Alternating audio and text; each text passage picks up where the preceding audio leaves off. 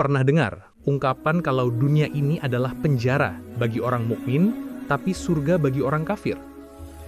Mungkin kedengarannya agak ekstrim ya. Penjara? Kok bisa tempat seindah ini disebut penjara? Tenang, ini bukan berarti kita harus hidup sengsara dan gak boleh bahagia. Justru, pemahaman ini bisa bikin kita lebih kuat dan fokus sama tujuan hidup yang sebenarnya. Yuk kita bedah bareng-bareng apa sih maksudnya. Jadi begini, coba bayangkan seorang tahanan di dalam penjara. Dia punya banyak aturan yang harus diikuti kan? Gak bisa bebas keluar masuk sesuka hati, ada jam makan, jam istirahat, semua serba diatur. Nah, sebagai orang beriman, kita juga punya aturan main dari Allah Subhanahu wa Ta'ala.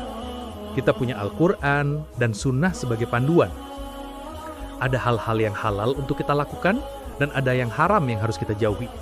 Misalnya, kita harus sholat 5 waktu, puasa di bulan Ramadan, menjaga lisan dari perkataan buruk, dan menjauhi perbuatan yang dilarang.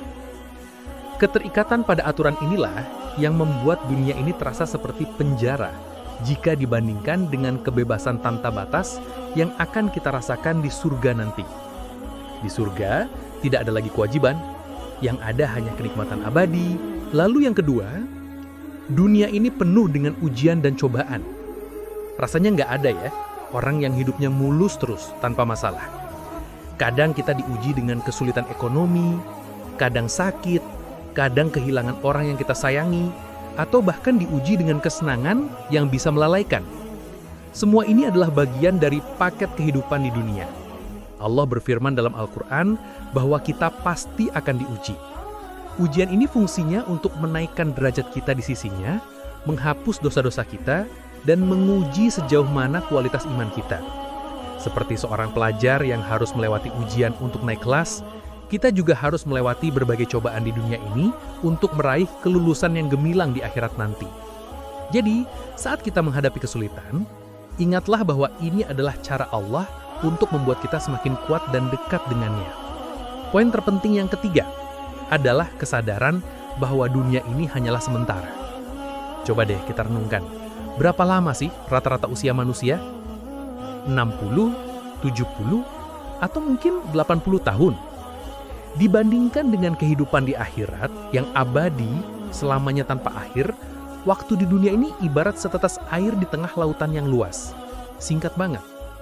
Dunia ini seperti tempat transit, tempat kita singgah sebentar untuk mengumpulkan bekal sebanyak-banyaknya.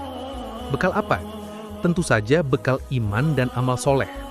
Tujuan utama kita bukanlah membangun istana megah di dunia yang akan kita tinggalkan, tapi membangun istana kita di surga yang kekal. Dengan memahami bahwa dunia ini hanyalah sementara, kita jadi nggak gampang putus asa saat menghadapi kesulitan, dan juga nggak akan terlena saat mendapatkan kesenangan. Fokus kita akan tetap lurus ke depan, yaitu menuju ridho Allah dan kebahagiaan abadi di akhirat. Jadi, ketika kita mengatakan dunia ini penjara bagi mukmin, itu adalah sebuah mindset, sebuah kacamata untuk melihat kehidupan. Ini bukan ajakan untuk bersedih, tapi pengingat untuk selalu waspada dan tidak terbuai oleh gemerlap dunia yang fana.